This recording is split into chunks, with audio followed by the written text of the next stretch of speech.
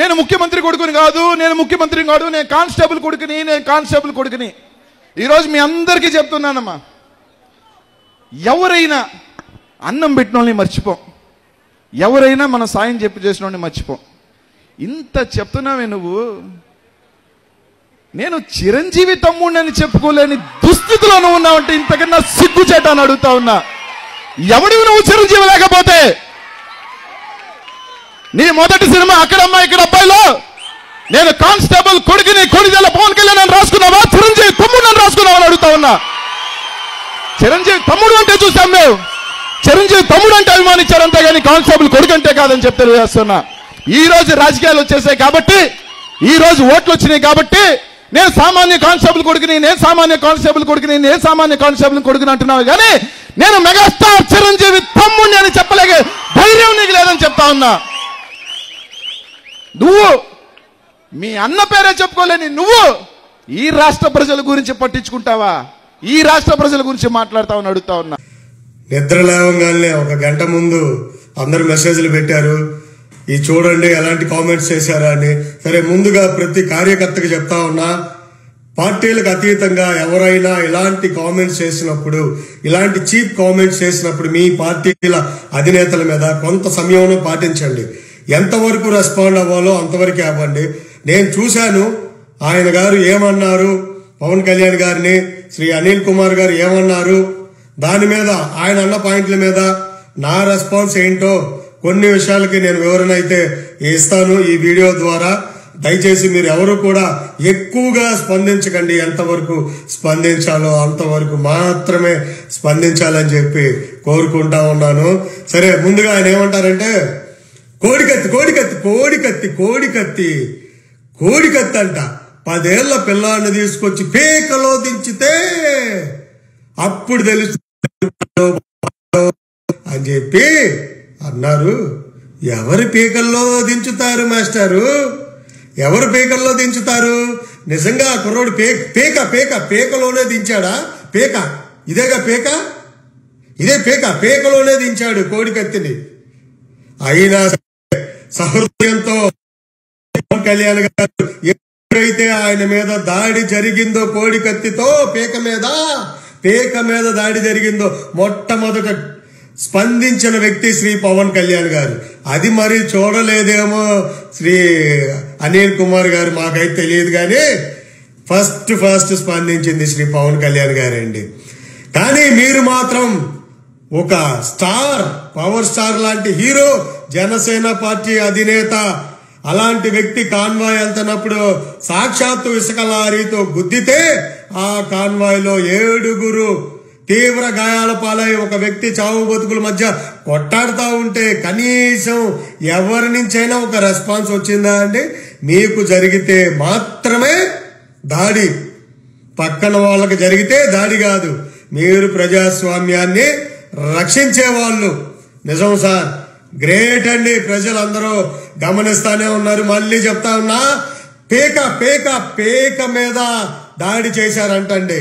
ఇంకో మాట అన్నారు, పాపం ఆయన కాబట్టి రక్తం అడుగులైపోతా ఉంటే షర్టు తీసి మార్చి వేరే షర్ట్ వేసుకొని వెళ్ళిపోయారు. అదే పవన్ కళ్యాణ్ గారు అయితే నాదైపోయింది అని తాండవం చేసేవాళ్ళంట.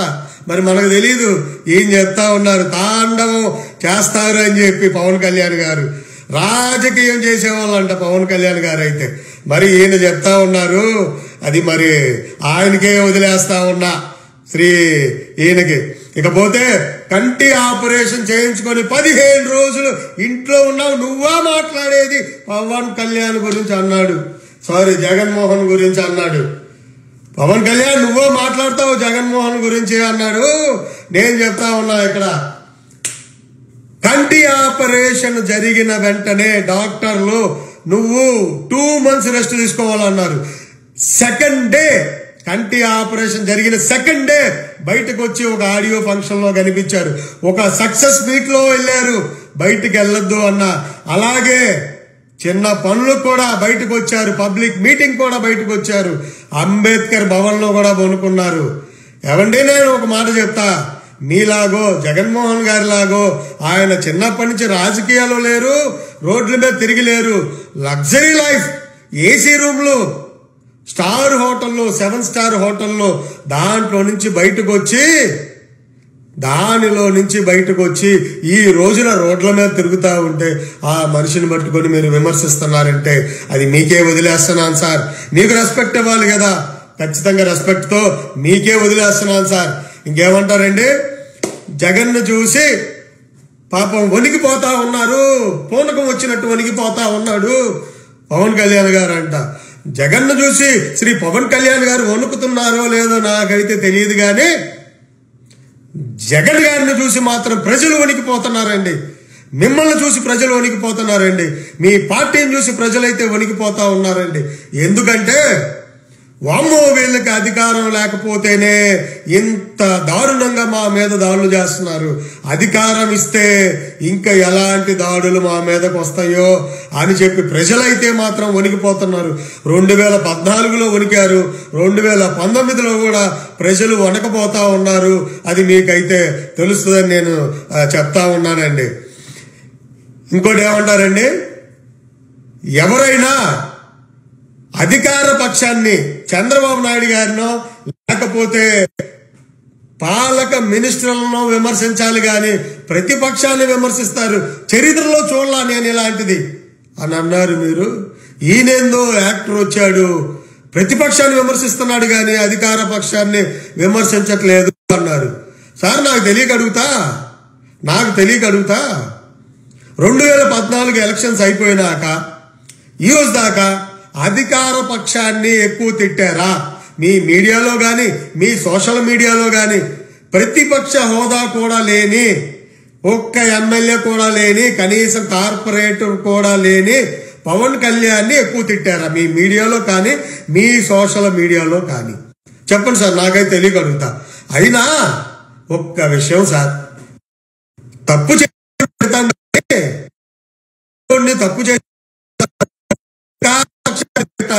ప్రతిపక్షాన్ని తిట్టద్దు అని చరిత్రలో మరి ఎక్కడ చెప్పారో మాకైతే తెలియదు సార్, మాకైతే తెలియదు.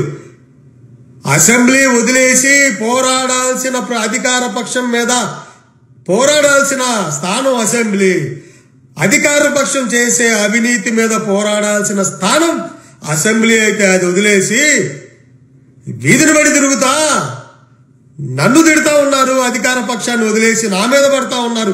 మీ మొగతనాలు, మీకు దమ్ముంటే మీ మొగతనాన్ని అసెంబ్లీలో అవినీతి చేసే వాళ్ళ మీద పోరాడి నిరూపించుకొని ప్రజలకు మంచి చేయండి, మీ వైపు నేను ఉంటా అని చెప్పడం ఏం తప్పు సార్?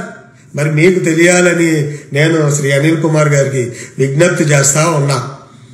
అధికార పక్షాన్ని మొగతనాల గురించి కళ్యాణ్ గారు మాట్లాడలేదండి. మీరు విమర్శించినప్పుడు మీ మొగతనాలు అధికార పక్షం మీద చూపించండి, అవినీతి చేసే రాయుళ్ళ మీద చూపించండి, నా మీద చూపిస్తారేంటి, నన్ను తిడతారేంటి ఎప్పుడు చూసినా అని అన్నారు సార్. అంతకు మించి ఏమనలేదండి. ఇంకా అన్నారు మీరు వీధుల్లో తిరుగుతూ ఉంటారు ఎవరో జగన్మోహన్ గారు వీధుల్లో తిరిగి అందరు వీధి వీధి వీధి వీధి ప్రజల బాధలు తెలుసుకుంటారు. మంచిదే కదండి. మొన్న కూడా ఒక ఆమె, అయ్యా నేను చచ్చిపోయేటట్టున్నానయ్యా, నా కుటుంబం అంతా ఇదైపోతుందయ్యా, చచ్చిపోయేటట్టున్నానయ్యా, అయ్యా జగన్ నన్ను రక్షించయ్యా, డాక్టర్ల దగ్గరికి వెళ్తే 1,50,000 అన్నారయ్యా, 1,50,000 అన్నారు, బతికించయ్యా మా పిల్లలు అంటే, అవ్వా నేను వస్తానవ్వా, సంవత్సరంన్నర వెయిట్ చేయి, నేను వస్తా, నీ బాగోగులు చూస్తా అన్నాడు. అయ్యా పోయి నాకేం చూస్తావయ్యా, చేస్తే మేము పోతాం, వస్తానమ్మా వస్తా, సంవత్సరంన్నర వెయిట్ చేయ అన్నారు. ఇదే అండి, సంవత్సరంన్నర వెయిట్ చేయ, వీధి వీధి తిరిగి ఒక్కటంటే ఒక్కటి ప్రజల కష్టాలని మీరు కానీ మీ నాయకులు కానీ తీర్చారేమో చెప్పండి. పవన్ కళ్యాణ్ గారికి ఒక ఎమ్మెల్యే లేరు, ఏమీ లేరు, ఎన్ని తీర్చారో చెప్దాం. డిబేట్లో కూర్చుంటారంటే చెప్పండి, మా వాళ్ళు వచ్చి కూర్చుంటారు. మీరేం తీర్చారో ప్రజల బాధలు ఒక్కటి చెప్పండి సార్ చాలు. పవన్ కళ్యాణ్ గారు ఏం తీర్చారో మా వాళ్ళు వచ్చి డిబేట్లో కూర్చొని మీరు ఎవరిని పంపిస్తారో మేము ఎవరిని పంపిస్తాం మాట్లాడి చెప్తారు సార్. ఇంకొకటి, జగన్ గారికి ఒళ్ళంతా ధైర్యమేనంట. పవన్ కళ్యాణ్ గారు నేను ధైర్యవంతుని అని చెప్పుకుంటా ఉంటారంట. జగన్మోహన్ రెడ్డి గారికి ఒళ్ళంతా ధైర్యమేనంట. మరి మాకైతే తెలియదు, కానీ నిజంగా ధైర్యం ఉంది సార్, ఒప్పుకుంటాం. మనకి స్పెషల్ స్టేటస్ ఇస్తానని చెప్పి మోసం చేసిన బీజేపీని ఆ రోజు నుంచి ఈ రోజు దాకా ఒక్క మాట కూడా జగన్ గారి నోట్లో నుంచి రాలేదు. అంత ధైర్యవంతుడు ఆయన. ఎక్కడ జైల్లో పెడతారా నన్ను ఒక్క మాట మాట్లాడితే సిబిఐ వాళ్ళని ఒక్క మాట సోనియా గాంధీ గారిని మాట్లాడలేదు. అప్పుడు అన్నారు 2014 ఎలక్షన్స్ ముందు సోనియా గాంధీకి మాకు జరిగే యుద్ధం ఇది అని. మరి తర్వాత ఎందుకు అనట్లేదు? అంత ధైర్యవంతుడని మీరు మర్చిపోతా ఉన్నారు. ఒక్క మాట కూడా బీజేపీని అననంత ధైర్యవంతుడని మీరు మర్చిపోతా ఉన్నారు. సార్ అనిల్ కుమార్ గారు, మీరంటే మాకు రెస్పెక్ట్ కాబట్టి మీరు ఎన్ని మాట మా నాయకుడు మీకు నమస్కరించి పద్ధతిగా మాత్రమే ఆన్సర్ చెప్తున్నా సార్. క్షమించాలి సార్. ఇంకోటి అన్నారు, మెగాస్టార్ తమ్ముడని చెప్పుకోలేకపోతా ఉన్నావని.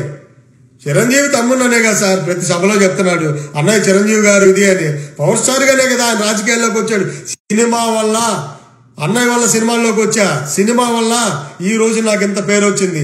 నాకు సినిమాల్లో ఆనందం లేక రాజకీయాల్లోకి వచ్చా. మీ అందరికి ఏదో ఒకటి చేయాలి, నాకు ఇంత లైఫ్, ఇంత లగ్జరీ, ఇంత ఆదరణ ఇచ్చిన ప్రజలకు నేను ఏదో ఒకటి చెయ్యాలని చెప్పి రాజకీయాల్లోకి వచ్చాను, కానీ డబ్బు సంపాదించుకోవడానికి కాదు. అన్నయ్య చిరంజీవి గారి వల్ల ఎన్నోసార్లు చెప్పారు. మరి మీరు కళ్ళు ఆడబెట్టుకున్నారు అని నేనైతే అడగాను సార్. మరి మీరు ఒకసారి చూడండి, మీరు సరిగ్గా ఫాలో అవ్వట్లేదు అనుకుంటా. ఏదైతే పవన్ కళ్యాణ్ గారు విమర్శిస్తున్నారు అది మాత్రమే మీరు చూస్తూ ఉంటున్నారు అనుకుంటా. రెండోది, మీరు జగన్ గారిని మాత్రమే కళ్యాణ్ గారు విమర్శిస్తున్నారు, తెలుగుదేశాన్ని విమర్శించట్లేదని మీరు అంటున్నారు. సార్ చెప్తా ఉన్నాం, విమర్శిస్తుంది తెలుగుదేశం పార్టీని మాత్రమే. ప్రతిరోజు తెలుగుదేశం పార్టీని, వాళ్ళు చేసే అవినీతిని, వాళ్ళు చేసే తప్పటడుగుల్ని, తప్పు పనుల్ని అన్నిటినీ, ఆఖరికి నారా లోకేష్ గారితో సహా, చంద్రబాబు నాయుడు గారితో సహా రోజు విమర్శిస్తానే ఉన్నారు. మీరు చూడట్లేదు అనుకుంటా, లేదా మీ కళ్ళు ఎక్కడ పెట్టుకున్నా వచ్చి మీరు ఇక్కడ చూస్తున్నట్టున్నారు. ఒక్కసారి చూడాలని చెప్పి మీకు విజ్ఞప్తి చేస్తున్నాను సార్ అనిల్ కుమార్ గారు.